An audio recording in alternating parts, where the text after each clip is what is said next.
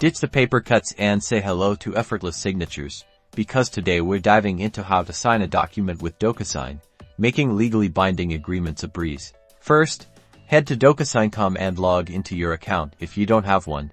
It's super easy to create a free trial to get started. Once you're in, click Upload and select the document you need to sign. Docusign supports various file formats like PDF, Word, and more. Now, Docusign will guide you through the document. You'll see highlighted fields where you need to take action. Typically, you'll find fields for your signature, date, and sometimes your name. Click on the designated signature field. A pop-up window will appear allowing you to either draw your signature using your mouse, type it in, or upload an image of your signature. Choose the option that works best for you. Once you're happy with your signature, click Adopt and Sign. Docusign will automatically place your signature in the designated field. Repeat this process for any other required fields like the date or your name. Just click on the field and enter the necessary information. Double-check everything to make sure all fields are complete and accurate. Once you're satisfied, click the Finish button in the top right corner.